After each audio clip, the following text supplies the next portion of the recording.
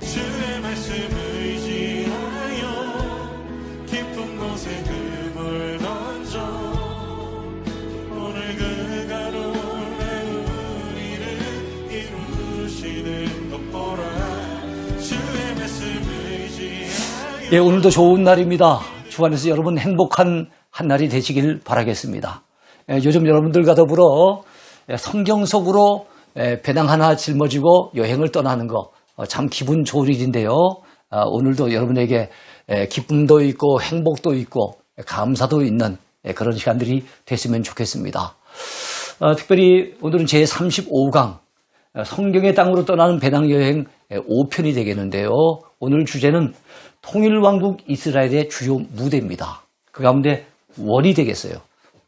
원이 있다는 건 투도 있다는 얘기겠죠. 통일왕국 하면은 사울 왕 시대, 다윗 왕 시대, 그리고 솔로몬 왕 시대가 있지 않습니까? 40년, 120년 동안의 역사인데 그와 관련된 질입니다. 오늘 공부할 것은 사울이 왕 되었을 그 당시, 그 다음에 다윗이 이리저리 쫓겨다니면서 고난 속에서 연단받고 훈련받는 가운데 나타났던 지리적인 그 배경을 설명할 거예요. 그리고 내일은 다윗이 왕이 되고 난 이후의 이야기, 그리고 솔로몬이 왕이 되었을 때 그때 관련된 지리들을 함께 살펴보면서 은혜를 받으려고 합니다. 자, 갈릴리 바다 그리고 사해 그 사이에 요단강이 흐르고 있죠. 그리고 여러분 사울이 왕이 됐을 때 사울은 어디 사람이라 그랬습니까? 바로 이 기브아 사람이라 그랬어요. 베냐민 지파 기브아. 기브아가 베냐민 지파의 중심 도시입니다. 그리고 다윗은 나중 왕이 됐을 때 7년 6개월 동안 어디에서 왕이 됐다고요? 이 남쪽에 있는 브엘세바보가 제일 남단입니다만 그 바로 위에는 헤브론. 이 헤브론이 유다 지파의 중심 도시입니다. 여기서 7년 6개월 동안 왕이 되었다가 나중에 예루살렘, 여부수 족속이 차지하고 있었던 예루살렘을 공격해서 예루살렘을 빼앗고 그것을 수도로 옮겨가게 됩니다. 지금부터 3000년 전의 얘기예요. 그때부터 지금까지 내려오면서 항상 예루살렘은 이스라엘 백성들의 신앙의 중심지, 정치의 중심지, 문화의 중심지, 모든 부분에서 중심지가 되어 있습니다. 뭐 이스라엘 백성들뿐만 아니겠죠. 세계의 많은 기독교 신자들, 우리 개신교 신자들, 또 로마 가톨릭의 신자들, 또 그리스 정교회 어떤 신자들, 다 중요시 여기는 곳이 바로 이 예루살렘입니다. 심지어는 회교도들까지도 예루살렘을 대단히 중요시 여기고 있습니다. 자, 예루살렘이 있고요. 예루살렘 바로 밑쪽에 다윗의 고향이면서 나중에 예수님이 탄생하시게 될 베들레헴이 자리를 잡고 있습니다. 그리고 그 위에 예루살렘 바로 위에 노비라고 하는 곳이 있는데요.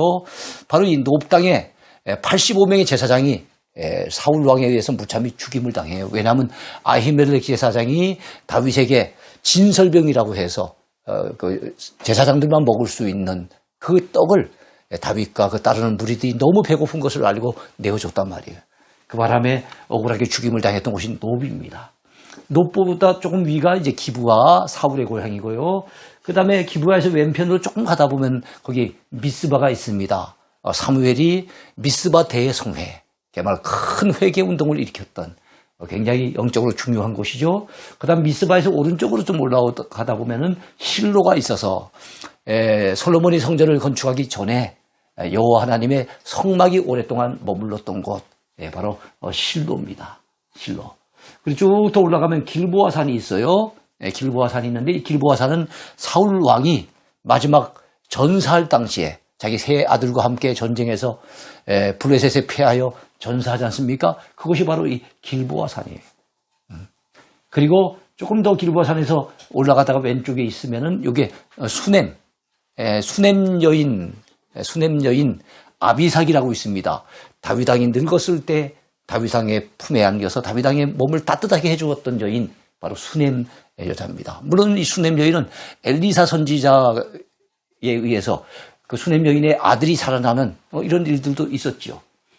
그 다음에 또 조금 올라가다 보면 오른쪽에 엔돌이 있는데, 엔돌은 사울 왕이 나중에 정신이 없어갖고 이 사람이 영적으로 완전 악령에 쓰였잖아요. 그러니까 그리고 난 다음에 블레셋은 전쟁을 일으켜서 쳐들어오지요. 사무엘은 이미 죽어서 없죠. 의지할 대상이 없어요. 하나님과의 관계는 완전히 단절돼 버렸죠. 그게 답답하니까 엔돌의 신접한 여인을 찾아가지 않습니까? 그것이 엔돌이에요. 그 옆에 벳산은 사울왕이 죽었을 때 그 시신을 벳산 성벽에다가 여러분 시신을 갖다가 매달아 놓습니다. 벳산이 이런 곳이고요. 길르앗 야베스 마하나임 라빠는 바로 지금은 요르단의 수도인 암만인데요. 옛날에 암몬의 수도였던 라빠입니다. 마하나임은 바로 다윗이 자기 아들 압살롬이 반역을 일으켜가지고 쿠데타가 일어나는 바람에 급히 여러분 요단강을 건너서 피신길에 오르게 되는데 이 마하나임에 머무르게 됩니다. 거기서 늙은 거부 바르실레가 있었어요. 바르실레가 극진하게 다윗을 모셨던 곳이고요. 그 다음에 이쪽에 쭉 오다 보면 기럇 여아림이라고 하는 곳은 하나님의 법궤가 블레셋에게 빼앗겼다가 돌아와서 20년 이상 오랫동안 머무르게 된 곳이 바로 기럇 여아림입니다. 그 다음에 또 내려오다 보면 벳세메스라고 하는 곳이 있는데요. 벳세메스는 빼앗겼던 법궤가 암소 2마리가 법궤를 갖다 싣고서 다시금 이스라엘로 돌아오지요.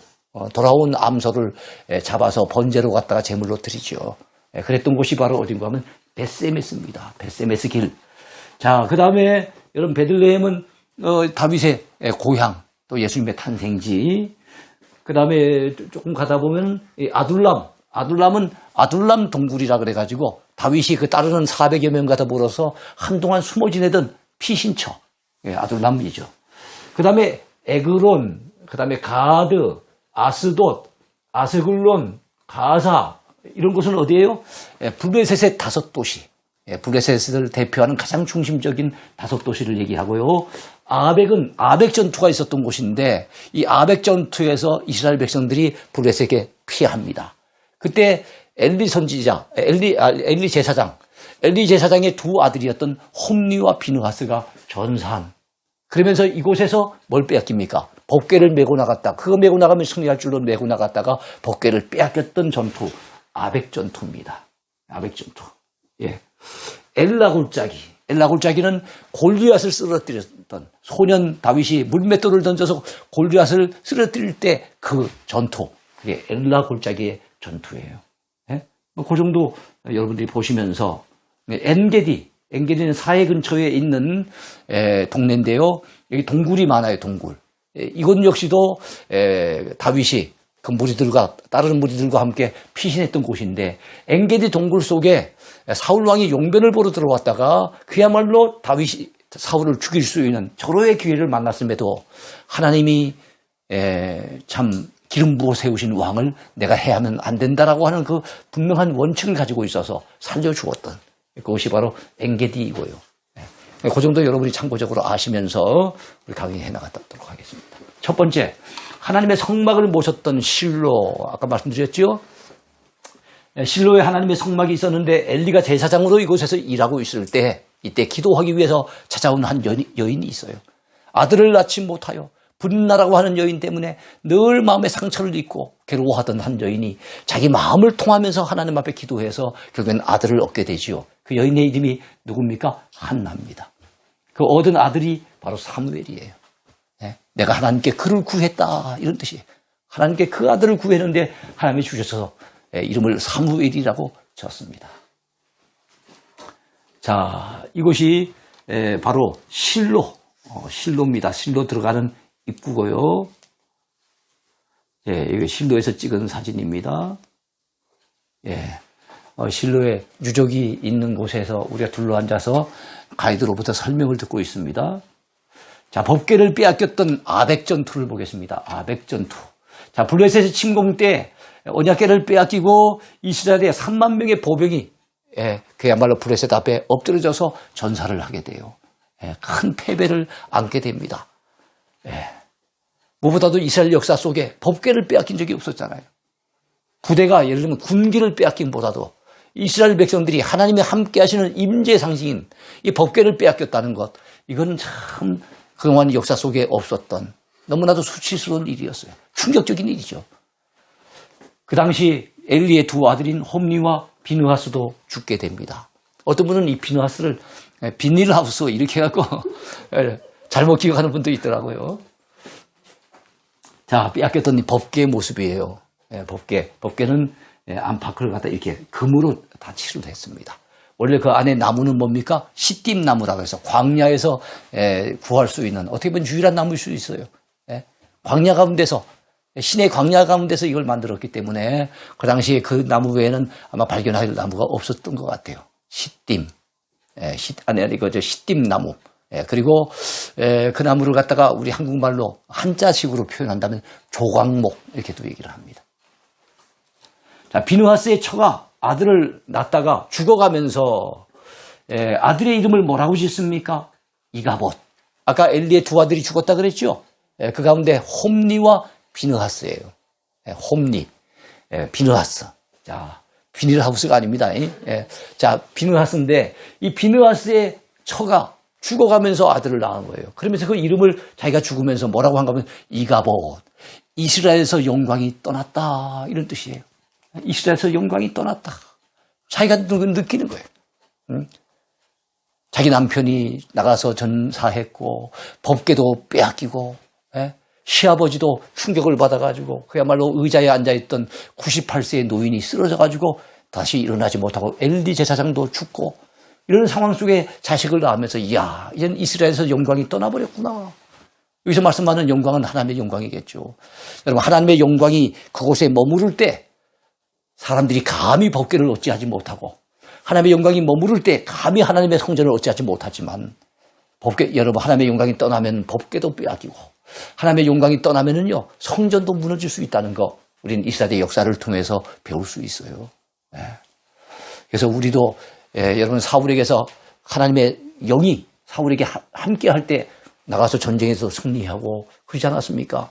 근데 하나님의 영이 떠나고 나중에 악령이 지배하니까 사울이 우리가 아는 그야말로 비참하고 불쌍한 사울왕이 되고 말한 거예요. 그래서 여러분 우리 모두는 늘 성령 충만 받아야 될 줄로 믿습니다. 자, 법궤가 머물던 블레셋의 도시들 아스돗, 에그론, 아스굴론인데요. 아스돗, 에그론, 아스굴론 이건 블레셋의 5도시 가운데 3도시에 법궤가 빼앗겼던 법궤가 머물게 됩니다. 자, 그런데 여러분 그들이 왜 법궤를 계속 가지고 있으면 우리는 이스라엘이 자랑하는 이 법궤를 빼앗았다 하고 계속 자랑할 수 있는데 왜 되돌려 줄 수밖에 없었습니까? 법궤가 머무는 곳에 완전히 야단이 벌어진 거예요. 하나님의 계획을 그들이 섬기는 다곤이라고 하는 신의 신전에다가 두었는데 그 다음날 아침에 일어나 봤더니 다곤이 엎드러졌어요.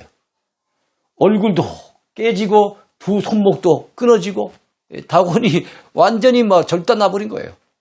이런 것 때문에 그들이 두려워해가지고 아이고 이스라엘의 신을 갖다가 우리가 모시고 있으면 안 되겠다 해서 결국엔 되돌려주게 되는 거예요. 여러분 이 다곤을 보세요. 다곤이 지금 목이 떨어지고 판이 떨어지고 이랬죠. 다 깨져버렸어요. 다곤을 보면서 뭘 느낍니까? 머리는 사람인데 몸은 뭐예요? 물고기 같죠.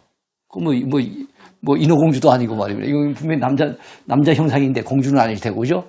왜 그랬을까요? 블레셋은 여러분이 지도를 통해서 보시는 것처럼 지중해 해변에 자리했어요. 가나안 땅의 서쪽이 지중해 쪽이잖아요. 서쪽이면서 남쪽. 그러니까 가나안의 서남부에 있는 이들은 항상 바다를 끼고 지난 사람들이기 때문에 그래서 아마 고기를 갖다가 이렇게 굉장히 신적인 존재로 형상화시킨 것이 아니겠는가 이렇게 볼 수가 있어요. 자, 아스돗, 에그론, 아스굴론, 가사, 가드까지를 보통 블레셋의 5도시라고 해요. 그래서 블레셋이 나올 때마다 이런 도시들이 자주 언급이 되니까 꼭 아시기 바랍니다. 아스돗, 에그론, 아스굴론, 가사, 가드. 그 당시에 수도는 가사. 그 다음에 이 가드는 뭡니까? 2가지가 중요한데 다윗한테 쓰러졌던 누굽니까? 골리앗의 고향. 또 하나는요. 가드에 나중에 오베데돔이라는 사람이 있었는데 하나님의 법궤를 메고 오다가 여러분 우사라고 한 사람이 죽으니까 놀래가지고 다윗이 안 되겠다 싶어서 예루살렘을 모셔올 것을 잠시 포기하고 가드에 있는 오베데돔의 집에다가 3개월을 모시게 돼요. 근데 그 오베데돔의 집에 하나님이 엄청나게 복을 주신 걸 보고 용기를 얻어서 예루살렘의 법궤를 메우고 오게 됩니다. 그래서 법궤가 3개월 머물렀던 곳이 가드예요. 자, 암소가 법궤를 메고 돌아온 벳세메스. 자, 전나는 암소 2마리를 끌어다가 새끼를 떼놓고 끌어다가 수레를 메웁니다. 벳세메스 길로 달리는데 법궤가 좌우를 보지 아니하고 오로지 자기가 가는 그 길로 가는 거예요. 예? 꼭 우리가 받은 무슨 사명 같아요. 예? 사명자의 모습 같아요. 오직 좌우편 살피지 아니하고 딴 데 한눈 팔지 아니하고 오직 자기가 가야 될 그 길을 달리고 와서 끝에 가서는 어떻게 됩니까? 법궤를 다 운반한 후에는 여러분 벳세메스 사람 여호수아의 밭에서 그 암소들을 잡아요. 제물로 잡아서 하나님께 제사를 드리게 됩니다. 그러니까 그 사명을 위해서 오로지 앞만 보고 달려갔다가 마지막에 자기 목숨마저도 제물로 바쳐지는 이 암소의 모습 속에서 야, 이게 사명자의 모습이 아니겠나 이런 생각을 또 해봅니다. 그래서 어떤 사명과 관련된 설교를 할 때 목사님들이 바로 이 본문을 가지고 설교하는 경우가 종종 있습니다. 법궤가 20년간 머물던 기란 여아림입니다. 자, 돌아온 법궤는 기란 여아림의 누구의 집에요? 아비나답의 집에 20년간 머무르게 됩니다. 오랜 동안 머물러요. 그래서 이스라엘 백성들이 이 법궤가 이제는 돌아왔으면 하고 기대를 하게 됩니다. 후일에 법궤에 손을 대었다가 죽은 누굽니까? 우사라고 하는 인물. 이 우사라고 하는 인물이 사실은 아비나답의 아들이에요. 20년 동안 법궤를 모셨는데 그 우사가 그 술에 실으면 안 되는데 법궤는 술에 실으면 안 되거든요. 반드시 율법에 의하면 어깨에 매야 되는데 그거는 다윗이 실수한 셈이에요. 다윗이 제사장들을 보내서 어깨에 메고 오게 가지 않고 그만 술에 싣고 오다가 이게 흔들리니까 떨어지지 못하도록 붙잡으려고 하다가 우사가 그만 죽임을 당하는 끔찍한 일이 벌어져요. 이런 사건이 벌어지니까 다윗이 막 화들짝 놀라버리고요. 그래서 법궤를 예루살렘에 모셔오는 걸 일단은 포기하고 오베데돔이 살던 그 가드에다가 이게 모시게 되는 거예요. 사무엘이 회개운동을 일으켰던 곳이 어디입니까? 미스바입니다. 미스바. 사무엘이 온 이스라엘 백성들을 어디로 모이게 합니까? 미스바로 모이게 해서 회개 기도 운동을 일으킵니다. 그래서 너희들이 정말 하나님께로 돌아오려고 한다면 거기다가 갔다가 막 물을 쏟아부어요. 물을 쏟아붓는 그 모습이 꼭 우리들의 마음을 쏟아서 하나님 앞에 우리의 마음을 쏟아야 된다는 것을 보여주는 것 같아요. 그래서 하나님 앞에 막 울며 불며 매달려서 회개하는 그런 일들이 미스바에서 일어났어요. 그래서 오늘날도 여러분 미스바 기도 대성회 제가 이거 아마 이용훈 목사님 보니까 여의도 순복음 교회, 여의도 순복음 교회 이거 대성회를 했던 그걸 하나 캡처를 해서 여기다 올려드렸는데요. 이런 어떤 타이틀로 기도 성회를 하는 경우가 많아요. 왜냐하면 바로 사무엘 시대를 갖다가 사모하면서 우리도 바로 그런 어떤 역사가 있었으면 하는 바람으로 이렇게 하는 것 같아요. 자, 블레셋과의 전투에서 승리하여 기념도를 세웠는데 그 이름이 뭡니까? 우리 잘 아는 에베네셀. 무슨 뜻입니까? 하나님께서 여기까지 우리를 도우셨다. 여호와께서 여기까지 우리를 도우셨다. 이게 에베네셀이에요. 에베네셀. 우리가 연말이 되면은 목사님들이 바로 이 에베네셀을 설교할 때가 많아요. 올 한 해도 하나님이 여기까지 우리를 도우셨습니다. 오늘까지 우리를 붙들어 주셨습니다. 지금까지 지내온 것이 주의 크신 은혜입니다. 하나님의 은혜 아닌 것이 하나도 없습니다. 살아왔던 날들 돌이켜보면 그 모든 순간순간들이 순전히 하나님의 은혜였음을 고백합니다. 이런 그 어떤 설교를 하거나 이런 기도회를 하거나 할 때 바로 이 에베네셀이라고 하는 말이 자주 나와요. 이것은 바로 누가 세웠어요? 사무엘이 세웠습니다. 왜냐하면 블레셋이 이스라엘을 만만하게 보고 지난번에 아벡 전투에서 승리한 것만 생각하고 공격을 했다가 하나님 앞에 회개하고 하나님 앞에 매달려 기도하는데 하나님이 안 도와주시겠어요? 하나님이 도와주셔서 여러분 큰 승리를 거두게 된 겁니다. 그래서 미스바와 센 사이에다가 바로 이 에베네셀이라고 하는 기념비 돌을 세우게 된 거예요. 자, 여러분 여기가 미스바인 거예요. 미스바. 미스바 대성회가 있었던 바로 그곳입니다. 그리고 여러분 아까 저 법궤를 빼앗겼을 때 어디에 뺏겼다고요? 바로 아스돗, 에그론, 아스글론 이런 곳에 뺏겼어요. 그리고 난 다음에 가사와 가드까지 합쳐서 이것이 블레셋의 5 도시입니다. 그 가운데 가드는 법궤를 갖다가 메고 오다가 우사가 죽는 일을 당하는 바람에 가드에 오베데돔의 집에다가 법궤를 갖다 놓게 되고 아까 그 암소가 암소가 정말로 법궤를 갖다가 싣고서 이스라엘로 돌아올 당시에 베세메스, 그 베세메스 길로 돌아와서 베세메스에 당도했을 때 그 여호수아라고 하는 사람의 밭에서 하나님 앞에 제물로 바쳐져서 참으로 자기의 사명을 마지막 죽기까지 다 감당하는 내용이 나왔었죠. 예. 자, 사울 왕의 고향 기브아를 봅니다. 이 기브아는 누차 말씀드리지만 그 베냐민 지파의 중심 도시예요. 사울 왕의 고향입니다. 사울은 베냐민 지파 출신으로서 기브아가 고향인 사람인데요. 누구의 아들입니까? 기스의 아들이에요. 사울 왕이 참 잘했으면 좋았을 텐데 사울 왕이 참 하나님 앞에 결국은 버림받고 잘못함으로 말미암아 어떻게 보면 그의 명예에 기스가 생겼죠. 기스가 생겼어요. 근데 그의 아버지 이름이 기스입니다. 자, 이스라엘의 초대 왕이 되었으나 하나님의 신임을 받지 못하고 결국에는 실패자가 되고 맙니다. 그래서 사울 왕은 이렇게 살면은 안 되겠구나. 이걸 우리에게 보여준 사람이에요. 이렇게 살아야만 되겠구나. 그걸 갖다 우리에게 보여준 그런 샘플이 된 사람은 아니고, 사울 왕처럼 이러면 우리도 실패자가 되겠구나. 우리는 이렇게 살면 안 되겠구나. 이거를 우리에게 가르쳐주는 인물이라 볼 수 있을 것 같아요. 자, 8번째는 다윗의 고향입니다. 어디입니까? 베들레헴이죠. 훗날 예수 그리스도의 출생지가 된 곳이기도 해요. 그것이 바로 베들레헴입니다. 베들레헴. 레헴이 떡이란 뜻이에요. 베들 이렇게 발음합니다만 원래 그 이름 벤레헴이죠. 벤레헴. 그래서 벳은 집이란 뜻이고, 그래서 벤레헴 하면 이건 떡집 이런 뜻이 있습니다. 베델 하면은 엘이 하나님이기 때문에 하나님의 집 하는 것처럼 베들레헴은 떡집 이런 뜻이에요. 우리 교회 권사님 아주 사진 잘 나왔네요. 자, 이게 베들레헴 성전 들어가는 길에서 있었고요. 이게 기념교회입니다. 예수님 탄생 기념교회. 자, 기념교회 앞에서 우리 부목사님하고 또 이웃교회 목사님 그리고 집사님하고 같이 찍었습니다. 여기 지금 문이 보이죠? 이렇게 지금 숙이고 들어가고 있지 않습니까? 그래서 여기는 겸손의 문이라 그래요. 겸손히 머리를 숙여야만 들어갈 수 있는 곳입니다. 자, 그 안에 들어가면 이런 기둥이 쭉쭉 뻗어져 있습니다. 우리 교회 안수 집사님 부부가 성화 앞에서 지금 사진을 찍었네요. 우리 교회 권사님 집사님들입니다. 지금 현재 예수님이 탄생하신 곳, 그 지하 쪽으로 갔다가 내려가고 있습니다. 내려가고 있고요. 바로 그곳에서 보는 그림입니다. 자, 이거는 들어갈 때만 해도 오후 늦게 들어가는데 거기 안에 있다가 결국엔 나왔더니 밖에 나오니까 벌써 어둑어둑해졌어요. 그래서 이제 막 저녁 이제 막 어두워질 무렵에 찍은 사진입니다.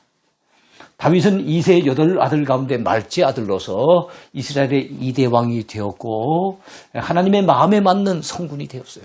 그래서 사울 왕과는 전혀 딴판인 그런 인물이 됩니다.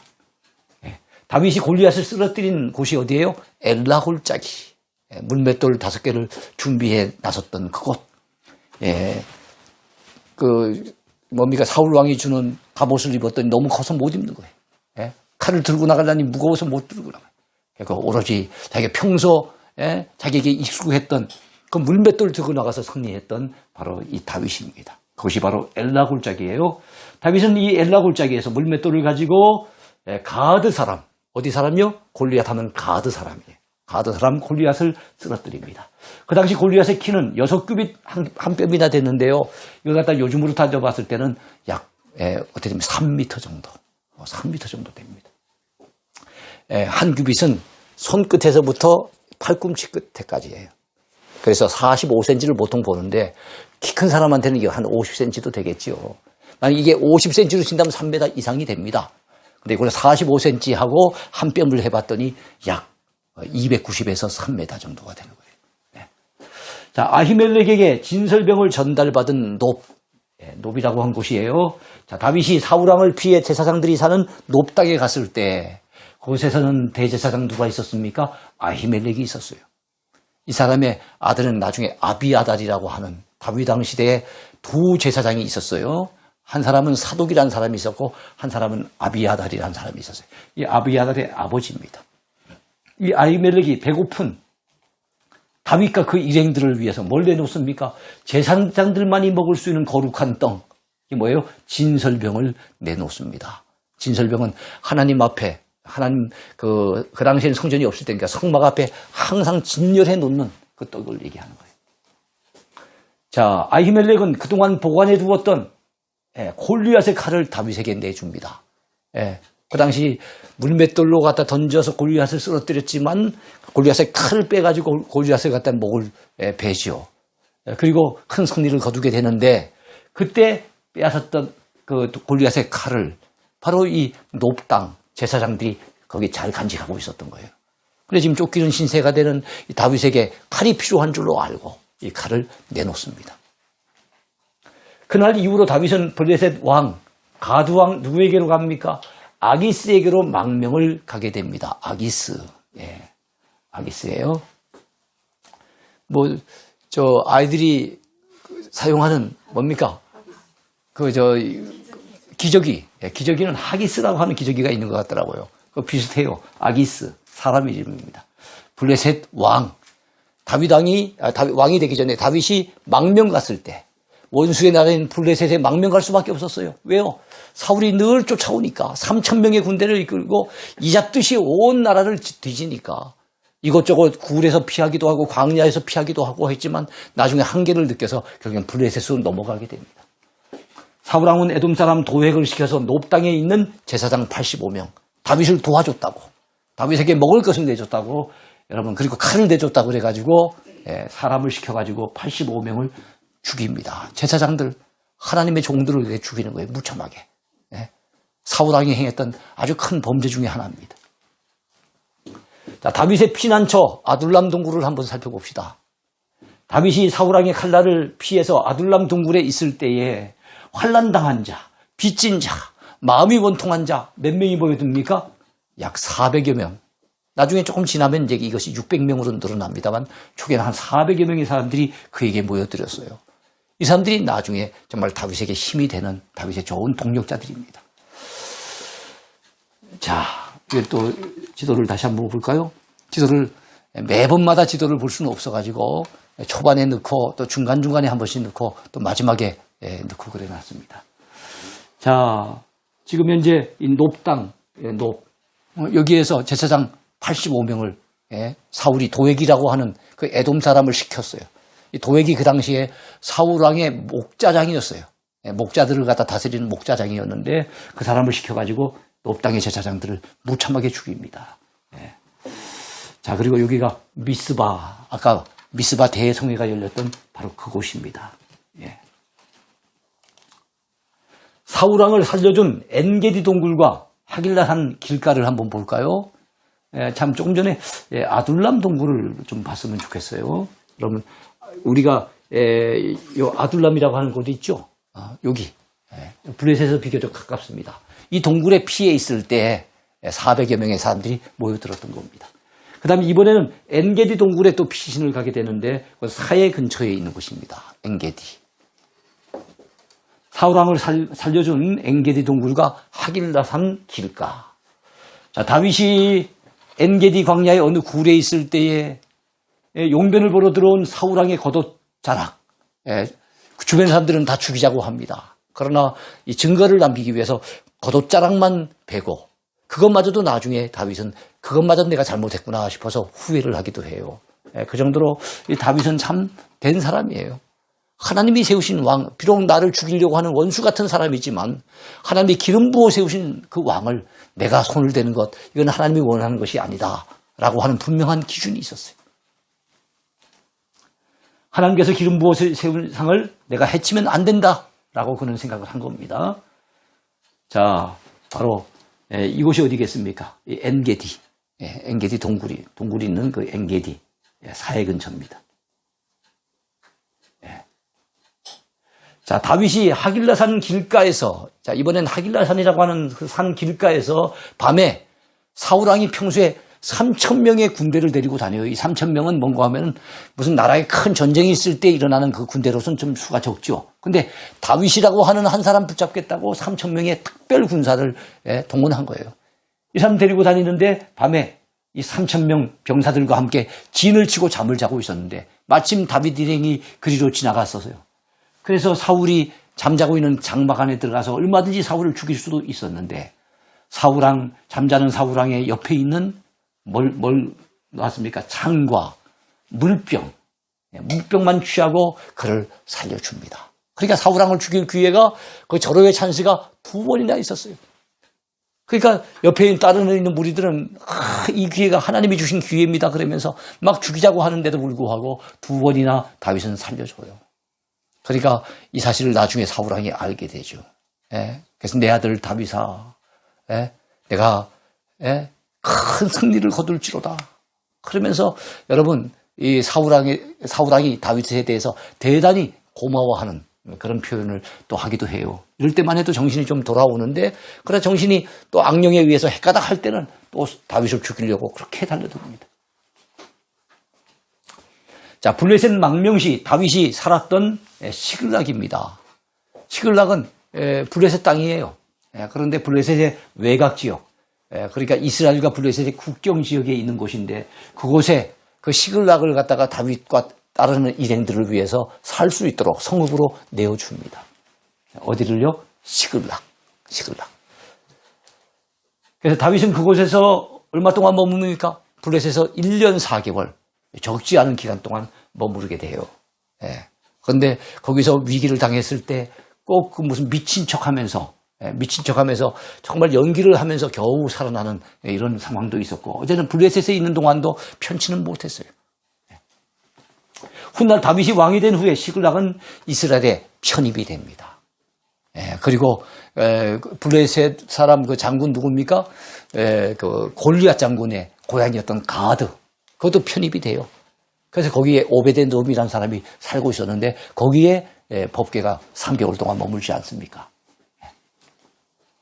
자, 사울 왕이 친접한 여인을 찾아갔던 엔돌이라고 하는 곳이 또 있어요. 엔돌.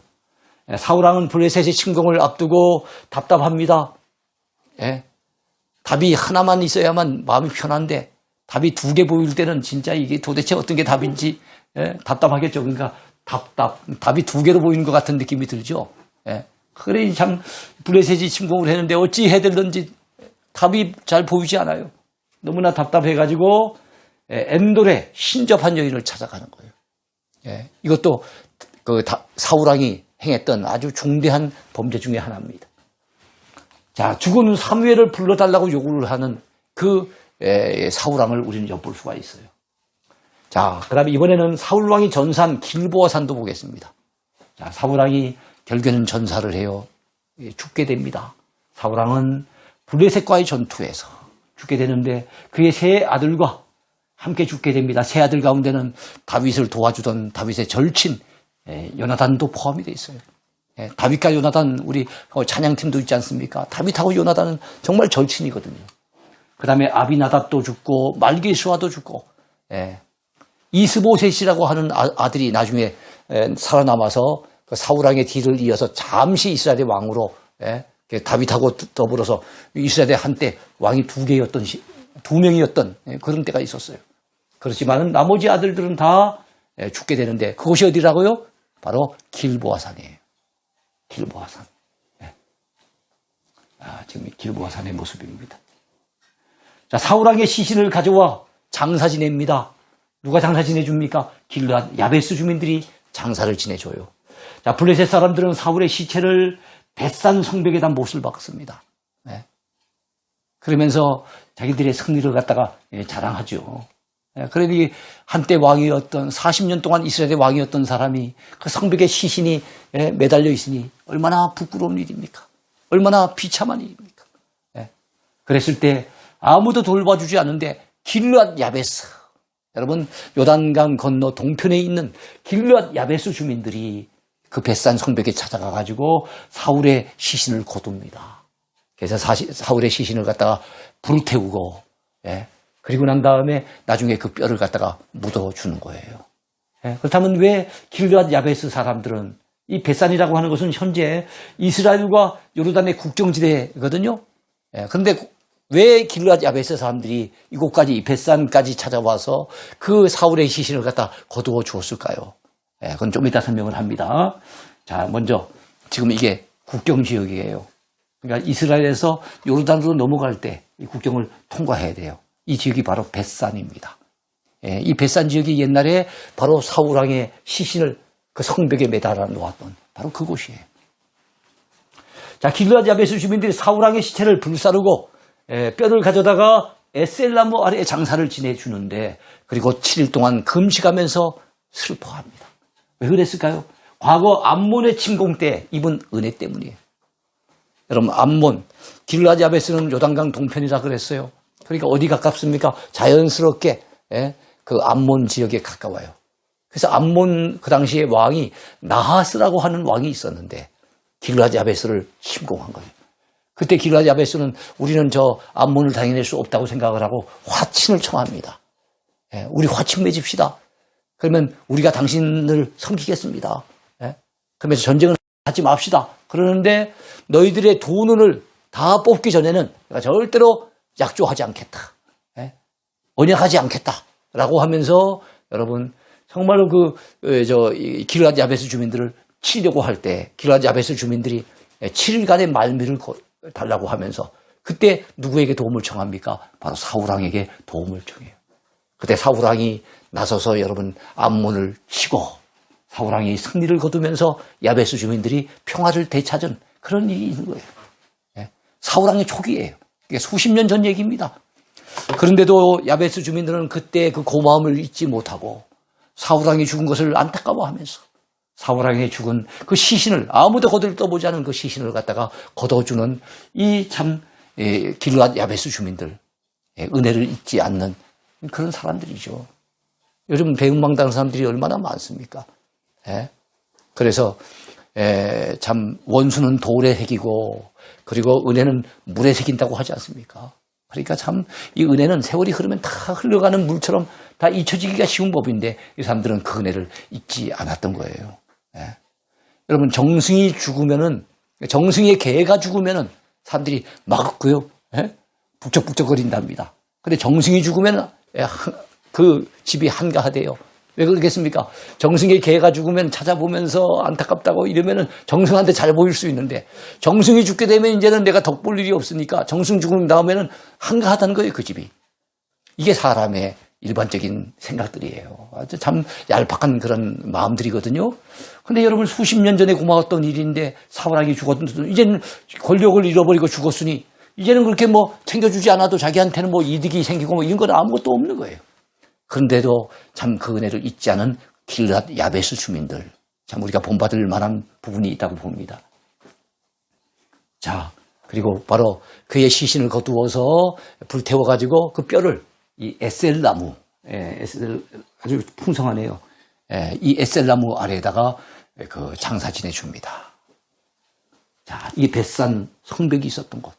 바로 이곳에서 사울왕이 결국에는 길보아산이 여기 있잖아요. 길보아산에서 가까운 곳이 벳산 아닙니까? 길보아산에서 죽은 사람을 그 시신을 벳산 성벽에다 매달았는데 길르앗 야베스 주민들이 요단강을 건너와가지고 옛날에 그 은혜를 생각하면서 그래서 그 시신을 갖다 거두어 주었다는 이 이야기입니다. 오늘 여기까지 진행이 됐는데요. 그렇습니다. 오늘 사울왕의 안타까운 죽음의 모습을 봅니다. 그가 참 초심을 잃지 아니하고 겸손하게 하나님을 잘 섬겨서 하나님 말씀에 순종했더라면 이스라엘의 첫 번째 왕으로서 얼마나 멋진 역사의 발자국을 남겼을 터인데 그러지 못하고 죽은 것이 참 안타까워요. 그래도 그 길르앗 야베스 주민들이 과거의 그 은혜를 잊지 아니하고 그의 시신을 거두어 주는 장면은 참 우리가 본받을 만한 부분이 있다고 봅니다. 오늘 강의는 여기까지입니다. 감사합니다.